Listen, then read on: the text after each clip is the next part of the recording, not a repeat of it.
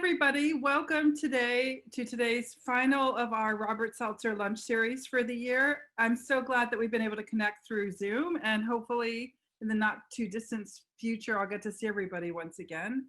I'm delighted to co-host this event with Russian and Slavic Studies.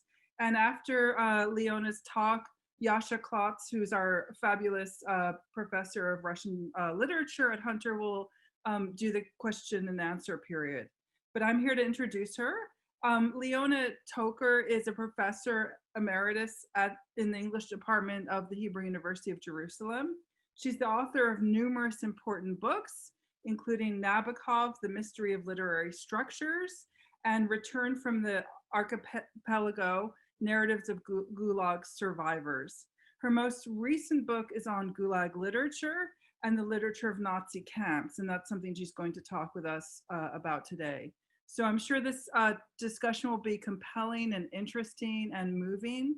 And as she gives her talk, you're welcome to put questions for afterwards with Yasha on the Q&A format. So thank you everyone for coming to our lunches this year. We have a great lineup already for next year. And you can go to our Hunter Jewish Studies website at the turn of the year, and you'll start to see what we're going to be doing, as well as we'll be doing email sendings as well. So thank you, everybody. Thank you very much, Professor Garrett. Hello.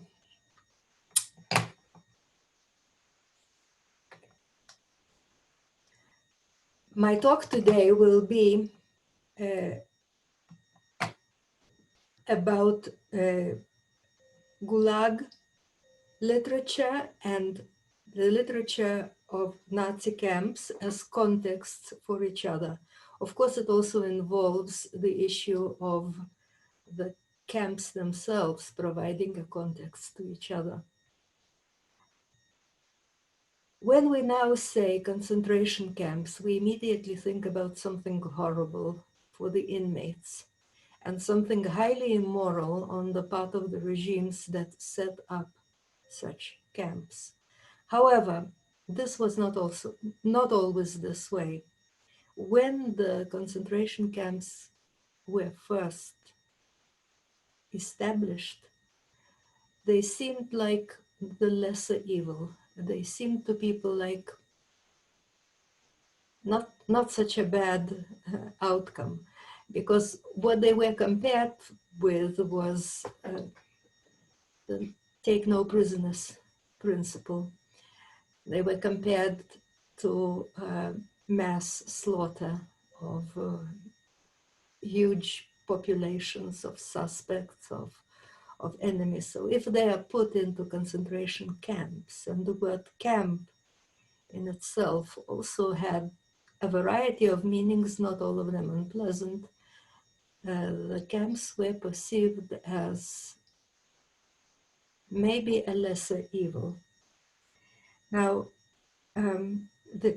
this changed, and how quickly it changed, we know from the history of Auschwitz, for instance.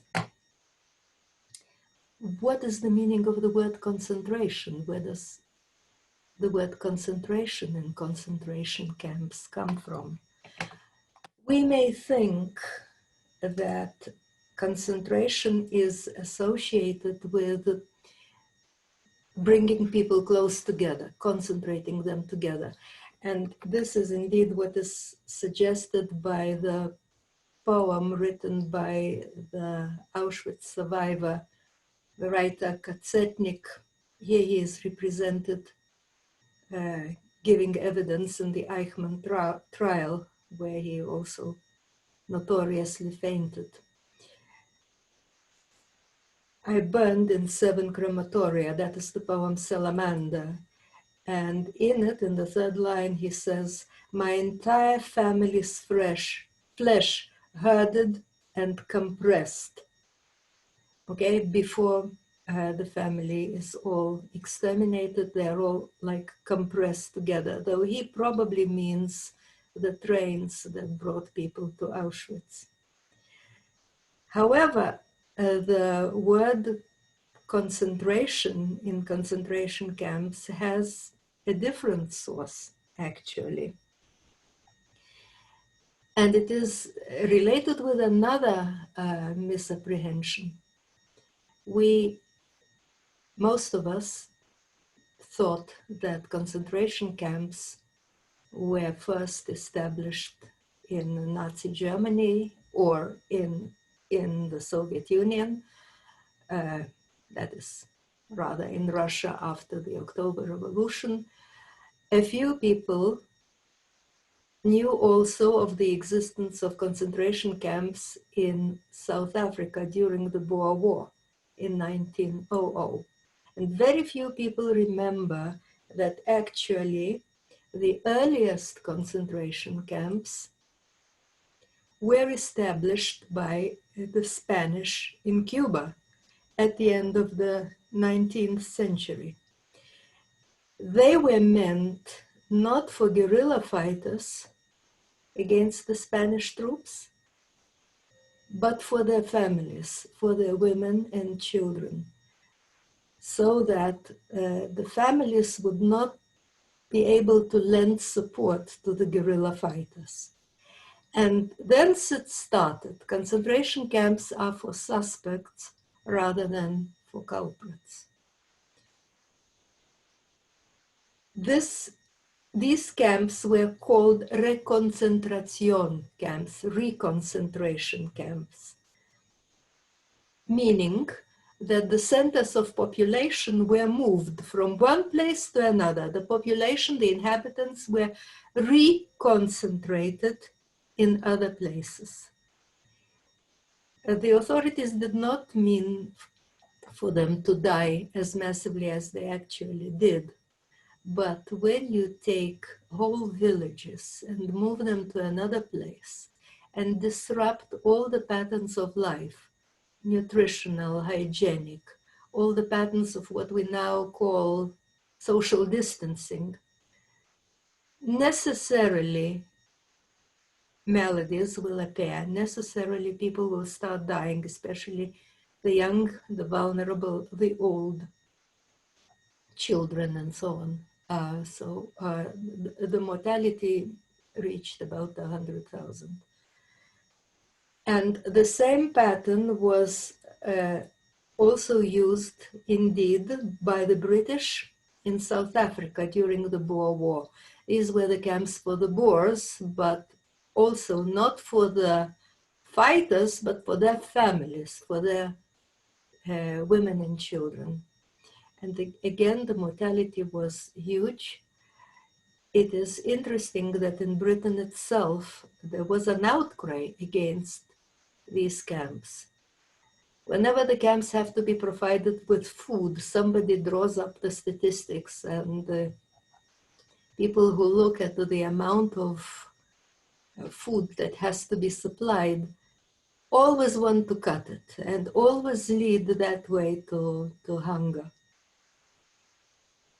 So in England, there was an outcry, but there were also defenders of the camps. And in the media, one can find hundreds and hundreds of articles that were published in the British press. I'm mentioning this because the history of concentration camps is associated with the insufficiency of the odium that was attached to the camps. The publicity that they got was bad, but not bad enough. So that poets like Swinburne and fiction writers like Conan Doyle could actually almost support them, or at least support the people who ran them. The next act in this saga was the concentration camps associated with the genocide in Namibia by the German occupying forces. Basically, the Germans exterminated the Herero tribe. It ceased to exist as a tribe after what they did there. At the very end of this operation, some of the survivors were put into concentration camps. And there was an innovation. For the first time, the inmates of concentration camps had to do forced labor. So it is in 1904 that forced labor was introduced as compulsory in concentration camps. One of the imperial commissioners was one Heinrich Goering, who was the father of Hermann Goering, Hitler's right hand. Some of Mengeles' teachers also did some research in Namibia. So there is some kind of a line of development. But there is an even clearer line of development with the concentration camps that appeared at towards the beginning rather of the Armenian genocide in Turkey in 1915. There, very often men were put into work camps, so there was forced labor, and they were held in such terrible conditions that few of them survived. And then the survivors were usually killed too. So that was the next step. And when Hitler first recollected concentration camps, we don't even know whether he meant the Armenian ones or the Namibian ones. So one of the problems was that the Armenian genocide and camps as part of the genocide did not get sufficient condemnation in the media. The world was too busy with the war going on, and up to now, of course, the Armenians call for sufficient attention to what happened to their countrymen in 1915. The next act in this international tragedy was in Russia after the October Revolution. Because, as I said, not sufficient odium was attached to the camps. If you read Trotsky's autobiography, one of the last chapters is called In the Concentration Camp. That is the autobiography that Leon Trotsky wrote in 1930.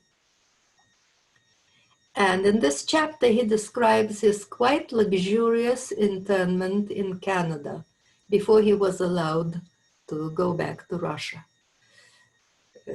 He was not short of anything in that prison in Canada. He had visits, he could read, he could write, and so on. So when in 1918, that is a year after his internment, he demanded concentration camps for the white Czechs, that is Czechoslovakian prisoners of war, World War I, who had rebelled against the Bolsheviks after the October coup. So Trotsky demanded that they should be put in concentration camps, and keep wondering what kind of concentration camps he imagined for them. Something that he experienced in Canada, perhaps. And very soon afterwards, Lenin issued a directive demanding merciless mass terror against the kulaks, priests, and white guards, and locking up of suspects in concentration camps outside the city. Let us note suspects, the suspects. Once again, the camps were not for the culprits, but for the suspects. As to the culprits themselves, kulaks, priests, white army officers, for them, he recommended merciless terror, that is, shooting or worse. So it was already obvious at that point that there was a kind of a blueprint for incarceration of people who were not yet tried, not judged, not found guilty, a kind of an administrative detention in concentration camps. Now, Hitler recommended concentration camps as early as in 1921 when he was writing in a Nazi newspaper. He says, "Let us stop the Jews from undermining our nation, if necessary by keeping their germs safely in concentration camps." And still this somehow failed to make the population aware of the danger, of the menace of this reference to concentration camps. Why? Camps were associated with other notions. The notion of camp was associated with, well, Sammellager. Lager is the German for camp. During the revolution in Germany in 1919, so the communists were put into these collection camps and were kept there until the end of the revolution. Then they were released. So the camps were perceived as some kind of a temporary measure. And then, of course, there are youth summer camps and work camps for the unemployed. The notion of camp did not yet associate with the kind of horror that we think about these days. So when later on the notion KZ, the German for concentration camp, the Konzentrationslager KZ, when it appeared, people did not quite understand it. Some people thought that this is concert. In Russian, the euphemism that was used when Hitler took power was already protective custody. In Russia, one of the poets said that there is the Russian konets, the end of humanity, the end of life, the end of democracy, in the sound of the word concentration camp. But way before Germany, the concentration camps were established in Russia, first in all kinds of temporary facilities, barracks, old monasteries, old manor houses, and there were no strict rules. There was a great deal of disorder. People would run away more or less easily. So sooner or later, the gods became horribly cruel, because all the time when there is a small proportion of gods in comparison with the number of the people whom they guard, their methods become more and more brutal. So many of the inmates of the camps were in 1923 transferred to the former monastery. It was still partly functioning as a monastery on the Solovetsky Islands in the White Sea. Again, a tourist attraction nowadays. Very beautiful, a very beautiful, huge monastery that became a very cruel camp. It had some better periods, but it also had some horrible stories associated with it. And it was practically impossible to run away from those islands. So the first major famous concentration camp was there on the Solovetsky Island.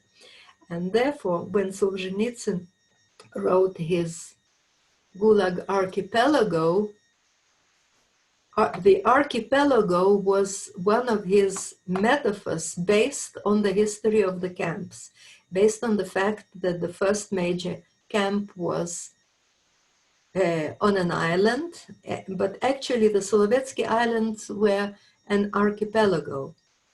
So that was the first meaning of the archipelago. But then there were many more people arrested, isolated, persecuted, and there was place for them even in those islands. Concentration camps are usually arranged when the existing prisons do not suffice for the number of people who are being arrested, persecuted, which already says something about the regime that erects concentration camps. So the camps started spreading on the mainland, and each camp was, I'm sorry, I forgot to share the screen. Each camp, so the Solovetsky camps, the Solovetsky monastery. Each camp was like an island because it was so closely guarded and fenced. The archipelago became a metaphor for the spreading of those separate camps from their initial center in the Solovetsky Islands. Another metaphor was cancer, because the camps, according to Solzhenitsyn, started spreading like cancer. Every new camp is like a metastatic center of this malady, and they spread throughout the whole country. And then his third metaphor is the sewage system. People suddenly disappear in the Soviet Union. They are arrested and they disappear. They are channeled underground into all these camps and forgotten, and their names are expunged from print matter. They are not to be mentioned, as if they disappear. Nobody knows where. So that's our sewage system, as he called it, ironically. The camps were thought of by the idealists as places where people could be re-educated, but that was, of course, one of the greatest illusions. The re-education, as they imagined it, was through labor. You take the members of the bourgeoisie and you make them work. Then it turned out that forced labor can bring profit. So forced labor was introduced in the camps very soon after the erection, that is, in the Soviet Union. They produced goods for export, timber, for instance, but then people abroad found out about it, and there was some very negative publicity. And then in the early 30s, the camps were used for the first huge infrastructure project, the Stalin White Sea-Baltic Canal. So here in the White Sea, here is the island where the Solovetsky camps were located, and then they spread all around the mainland, first of all around the path of the White Sea-Baltic Canal, which had to be built only by manual labor and in 20 months, which is too little time for such a huge project. Manual labor, people who worked there were usually undernourished. And this started this pattern of calorie deficit. And the inmates of concentration camps had to work hard, and the food that they got did not replace the calories expended on the manual labor. So that within months, they would become what in Auschwitz was known as the Musulmaner, based on the belief that Muslims are fatalistic, and on the belief that these people who are totally depleted are no longer interested in their own life, in anything, in whether they live or die, which is, by the way, an attitude with which I disagree, but today there's no time for it. This is a representation of an inmate of a Soviet concentration camp. And we do not see that he is skeletal because he is wearing all this padded clothing against the cold. This is an inmate of a camp of the late 40s or early 50s, that is post-war. We know that because he wears numbers. There were special regime camps where inmates had to wear numbers on their hats and on their trouser legs. Guess where Stalin learned that trick? It was not practiced in the camps before the war.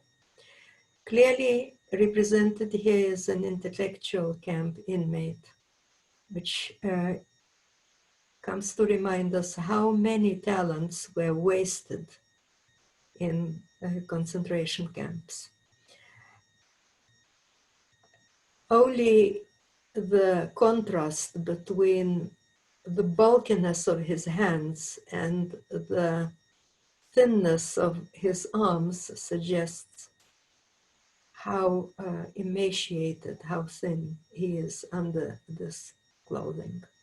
Okay, that's so in order to survive in the camps, one had to find ways of either working less, as they called it, being dragged out from the general works to easier jobs, or getting food somewhere, getting parcels, etc.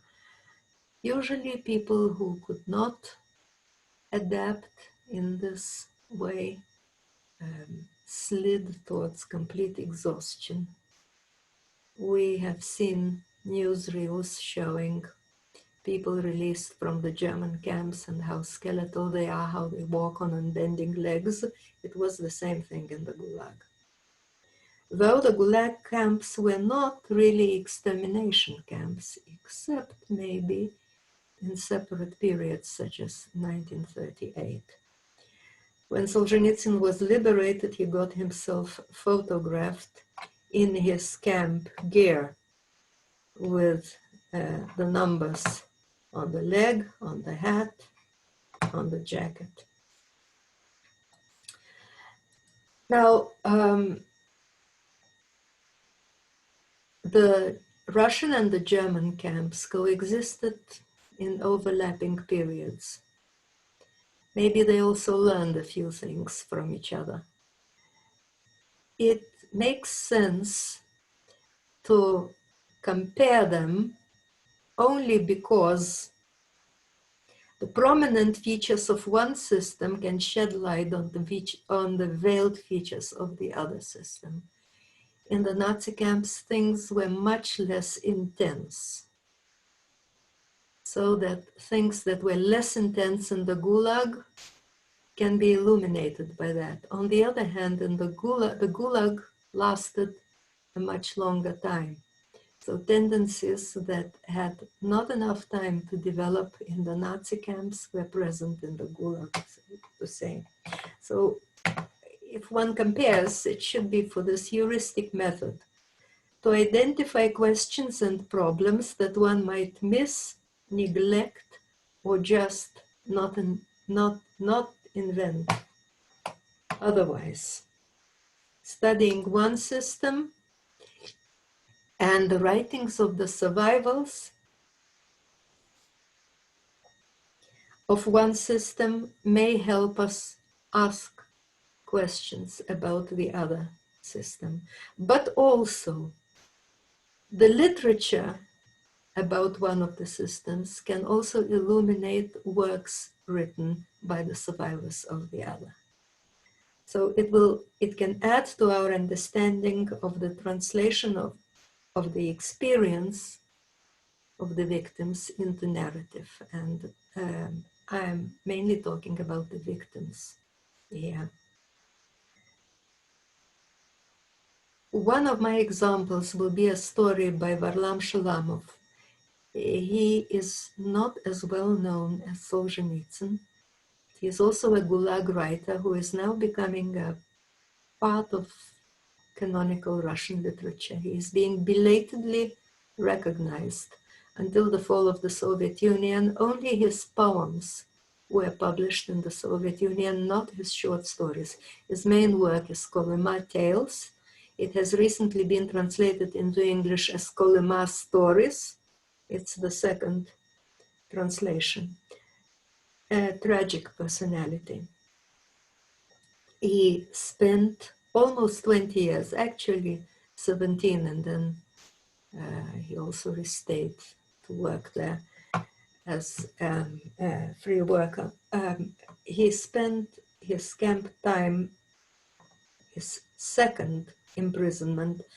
The first one was in 29 to 31, 32. The second one started in 37 and ended in the early 50s. It was in the region of Kolyma in northeastern Siberia. So Kolyma, mainly in this spot. A very inhospitable region, very rich in all kinds of treasures such as gold, even diamonds. And the camps were established mainly for mining purposes there. So the Tsar knew about the Tsars, the Russian Tsars knew about the riches of the Kolyma, but they did not have the courage to exploit them because the region was highly inhospitable. This is a photograph of the huge highway that was built, almost 1,000 kilometers, that was built through Kolyma, and we can see those snow-covered hills among which people had to erect their own camps and then live in them.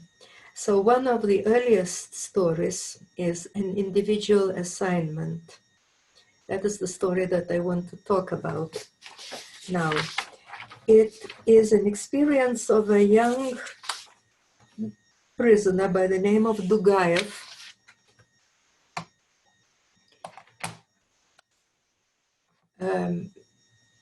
We don't know anything about him except that he is a student and that he has become totally emaciated within months. Clearly, he is not the kind of person who can adapt to the conditions in all kinds of unapproved ways, let us say. And one day, the overseer tells him that the next day he will have an individual assignment, which means that he will be working alone in the mine face, digging trenches for the mine face to look for gold. Usually people worked there in pairs. Now, if he works alone, this means that his output can be measured exactly. And he does not understand what this means. The people around him do understand. His partner, for instance, with whom he has been working, a man named Baranov, starts mildly fussing around. This is the year 1938.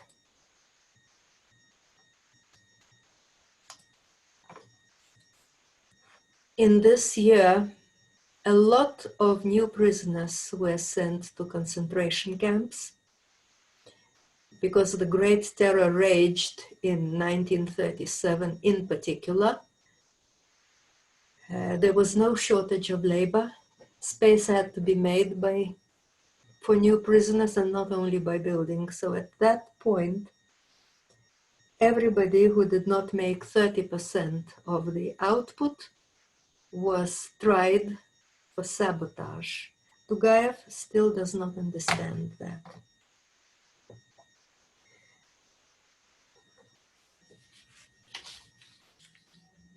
So he works very hard that day, and when his output is measured, it is 25%. He still does not understand what this means. Now, after the evening meal, his partner, Baranov, unexpectedly offers him a cigarette, a self-made cigarette. Tugaev is surprised because in the camps, this kind of generous gesture is not frequently observed. But Baranov distracts his attention from it by saying, "Have a smoke, but leave me some." Meaning, don't finish the cigarette, I also want a few puffs.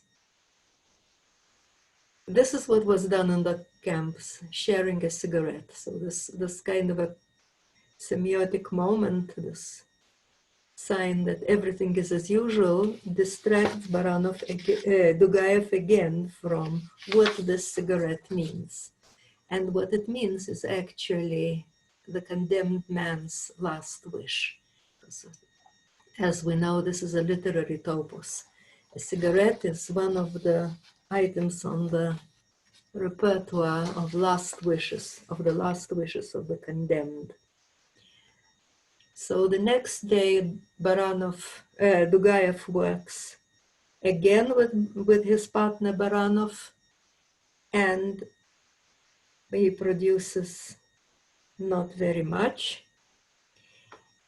And then the day after, in the evening, he is led outside the camp, behind the fence, where the tractor has been heard working for many days now.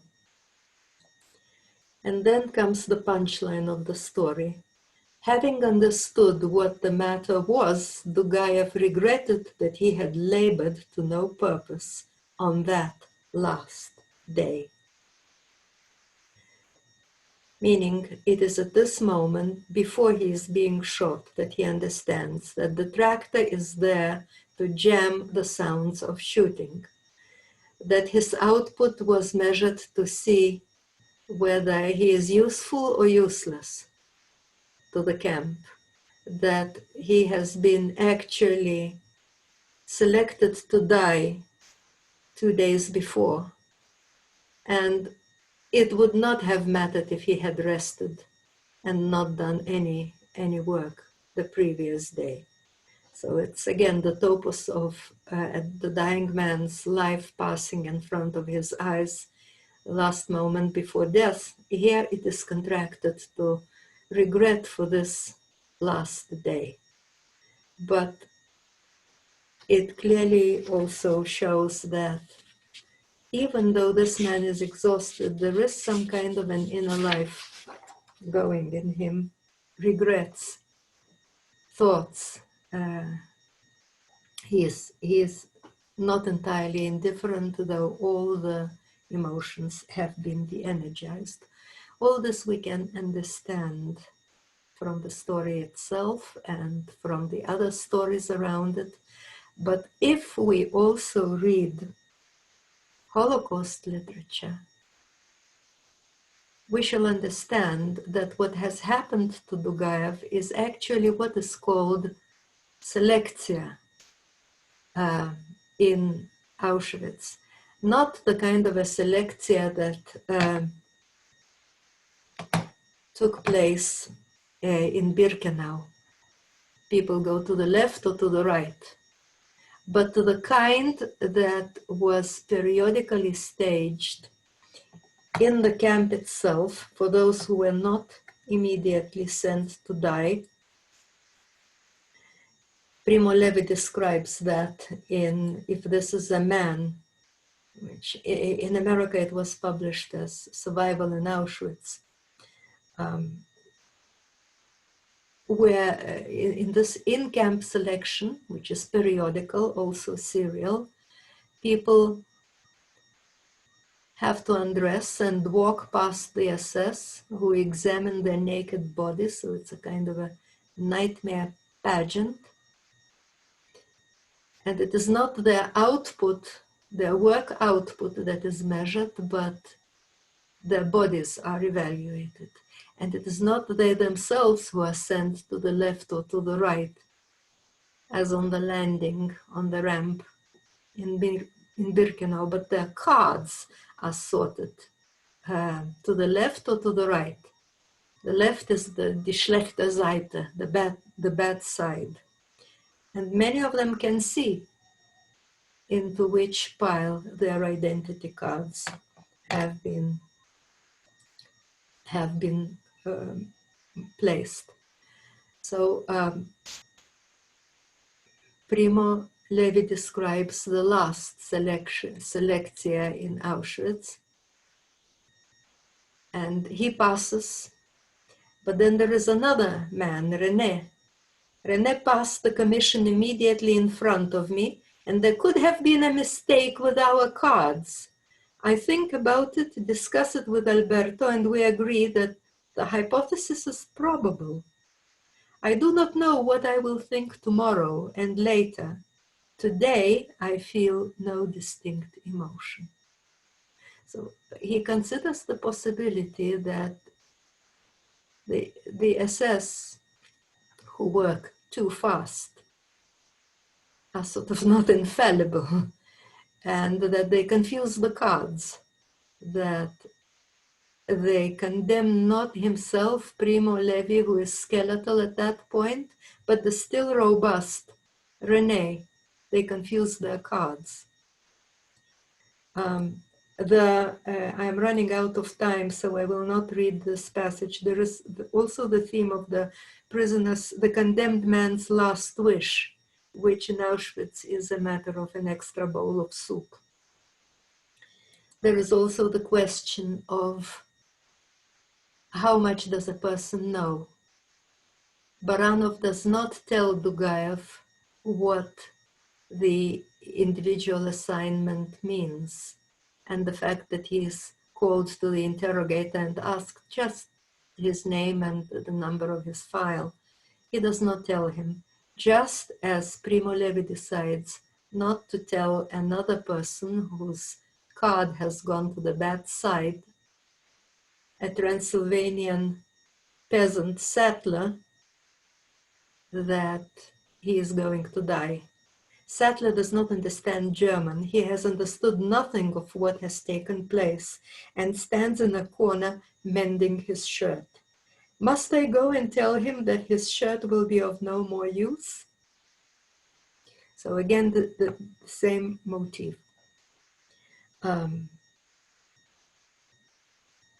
It is basically possible to see equivalents of almost all of Shalamov's characters in the book by Primo Levi. And there are these structural analogies between what happens to them, because what happens to Dugaev is actually a selectia. At the same time, these analogies foil out the difference in the way it all feels. The human experience of the same structural pattern, the serial human experience, is totally different in these two camps. Their taste is totally different. Another thing which is analogous is this: today I feel no distinct emotion, meaning that Primo Levi has passed the selectia and remains alive, but he does not feel any great relief about it, any great emotion, because for an emaciated, starving person, there is very little fuel that goes into emotion. Moreover, the emotions don't get expressed by the face. This is a symptom of what the Warsaw doctors called the hunger disease. They wrote a book about it before they themselves became victims of the hunger disease. Doctors of the Warsaw Ghetto. One of the symptoms of the hunger disease, the starving person's illness, is that there is no relation between emotion experienced and the facial expression. And that is one of the reasons why people tend to think about those goners as completely indifferent, completely fatalistic, completely wiped out, which it seems they really were not.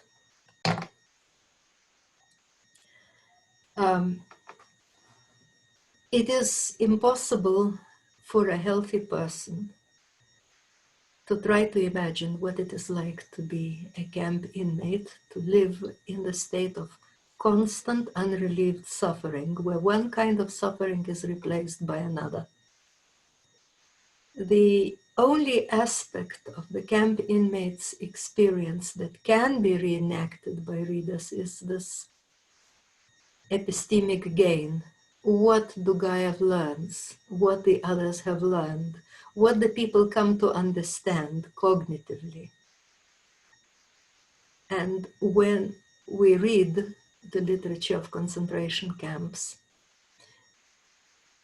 we have to be aware of the fact that it is only in understanding the system and understanding the relationships that we may approach the experience of the victims, not their bodily experience, not what the world may have looked to them.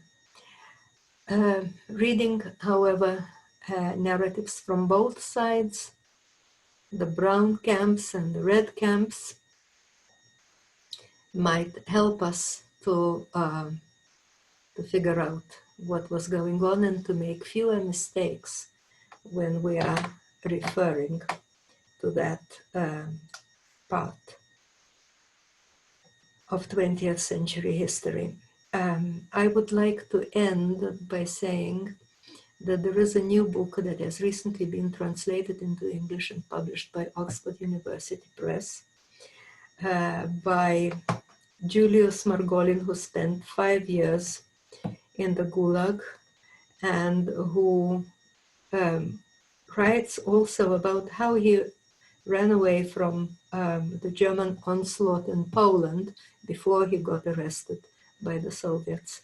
One of the most striking and only belatedly appreciated Gulag memoirs. I would be happy to answer questions that may have arisen.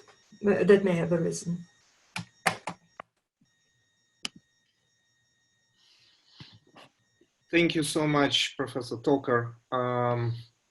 I hope everyone can hear me. My name is Yasha Klotz, and it's my honor to co-host this wonderful and insightful talk on behalf of the Russian and Slavic Studies program at Hunter College. So I will take the questions and perhaps read them so that everyone can know what the question is, and then hand it over to Leona to answer. So we have the first question from Jake Robertson, and it is as follows.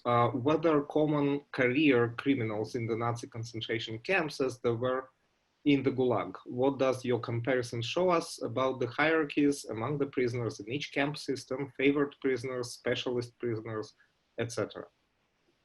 Yes, thank you. There were common criminals in Nazi concentration camps, and they were very often given the positions of prominence.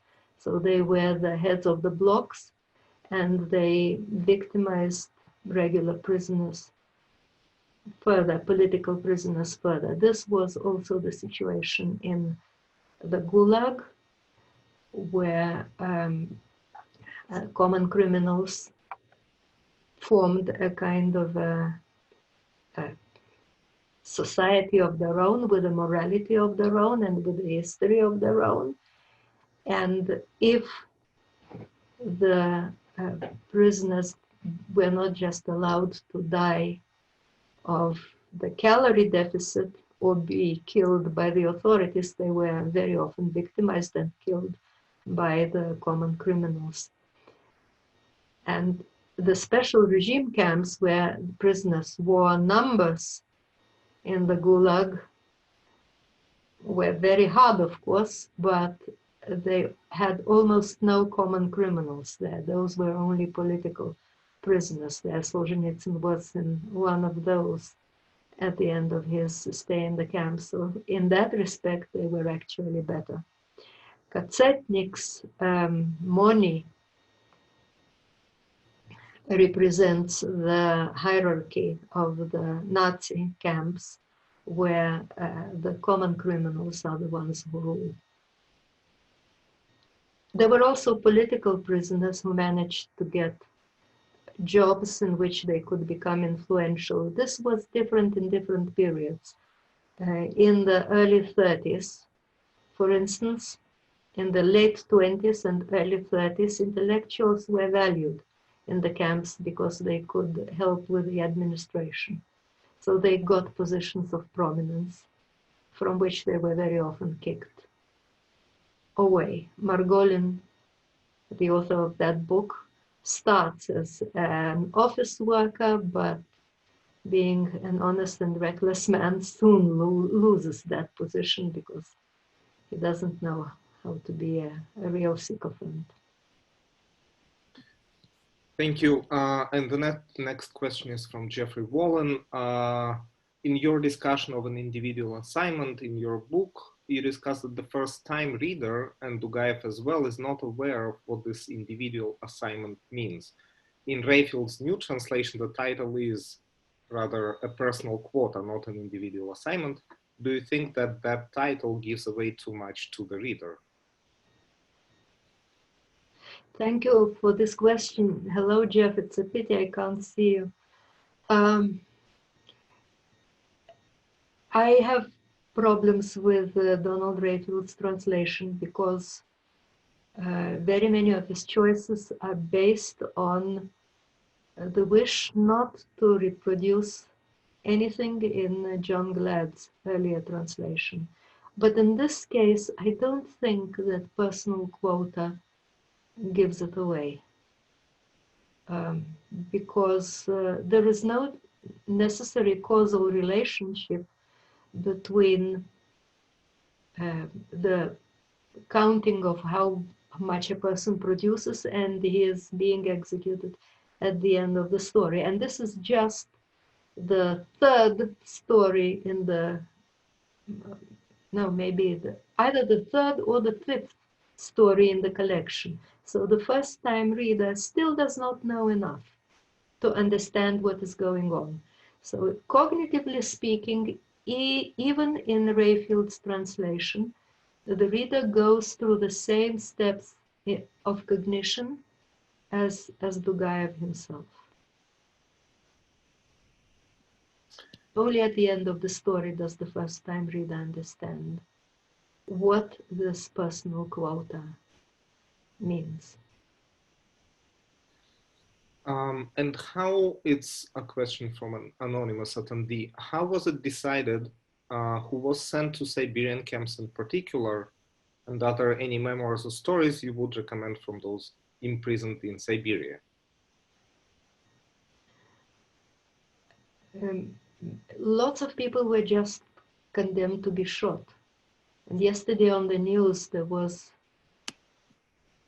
a report that in near Yekaterinburg, they want to build some sports complex on top of the killing grounds where so many people were shot. And those who were probably judged a little bit less dangerous suspects rather than proven whatever, anti-Soviets, were sent to wherever labor force was necessary at the point. If they were lucky, they were sent to old camps that had existed for a long time and were more or less well arranged. If they were not lucky, they were sent to places where they had to build their own camps from scratch and sleep on the ground before that. If a new mine was to be opened, a new railway line to be built, at that point, that is what determined where so many people were sent. What to read? It seems to me that almost every country now has its own Gulag authors. There are three actually, American writers who have experienced that and have written memoirs in English. One is called Alexander Dolgun's Story, An American in the Gulag, Alexander Dolgun's Story. Another is a book by one Victor Herman, who also was repatriated to the United States, and Janos Bardak, a third one. But apart from those, I think that Solzhenitsyn, and of course Shalamov. Shalamov is the major writer, the major artist, who I think should become a part of the liberal education. Thank you very much. Well, and if I may perhaps ask just one more question, since we barely have any more in the chat, in the Q&A window. You mentioned translation of the experience into the narrative, which allegedly or arguably, of course, every Gulag or Holocaust survivor who commits to put down this experience to paper, an exercise, kind of an effort that each is invested in. Could you say perhaps a few words just about what kind of translation does each generation, and in particular the generation that we represent today after so many decades that had passed, what kind of translation would be the most successful, and how does this, or would talk to the contemporary reader in the best possible way across different languages and cultures? Would it still be Shalamov today as he was 50 or so years ago? And would it still be Primo Levi as he was and has been, of course, all this time? Or are we to look for perhaps something different that had been written, but not perhaps made it so big as Solzhenitsyn and Primo Levi? Thank you. I still think that Shalamov is a wonderful way of trying to understand something about the camps. And not only because he tells us what happened, but also because he structures his stories so that we become personally engaged. We are shocked. We undergo a little bit of what the experience was like. For example, the stories in his collection are not put together chronologically, for instance. They don't follow the history of a certain man's or a certain woman's experience or the history of the country. They are arranged in such a way that we get blows and then we get respites. We find out something very shocking, we are shocked, we think how it could happen, what would it take for a person to react in this way, That is, for instance, his second story on tick. How come a person reacts in a totally unexpected way? And we have to think about what changes this person has had to undergo.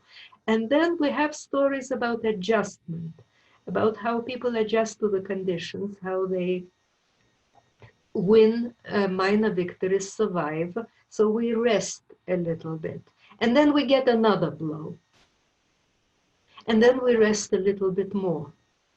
So it's this kind of a pulsating experience, a blow, and then some kind of a respite. As a result, we do not become inured to that information. There is no escalation. We remain sensitive.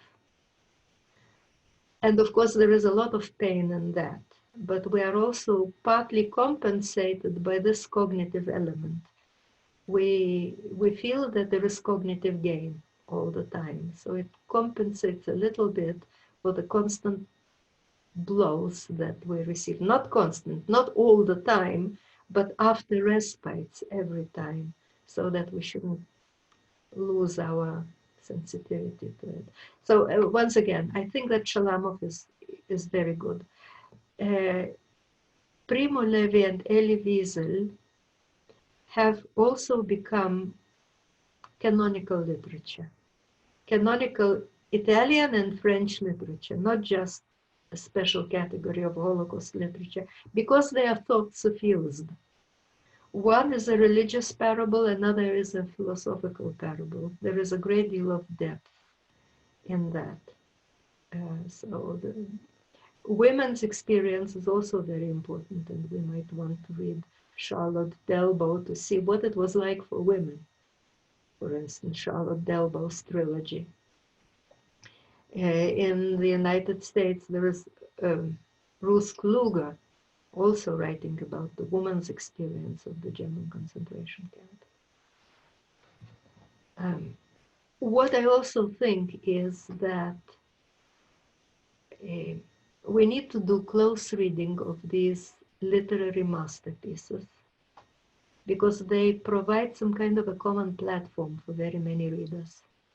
But maybe each of us, in order to understand better, should also read something by a writer who is less known, who is like not such a great artist, okay, in order to widen our scope. Thank you very much. And are there any more questions? It is, if there are, well, please still feel free to type them in. And even if you don't have an opportunity to answer them right now, we can still pass them on to Professor Toker later on, I hope. If not, let me just add that the book, which is published last year, if I'm not mistaken, by Indiana University Press, is perhaps one of those books that would serve as the best possible starting point, or a continuation of this uneasy exploration of both contexts and both intercontexts, as it's subtitled, because it is precisely an intercontextual reading, which is not only narratologically, from the perspective of literary studies, it is something that is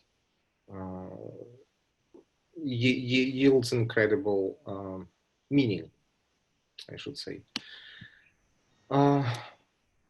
Can I answer one more question that I've just seen it in the chat and in the Q&A. The question was whether the archipelago is in Siberia. Most of the camps were in Siberia, but the Solovetsky Island camps belong to the European part of Russia. So in the European part of Russia, there were also plenty of camps. Archipelago is a figurative term.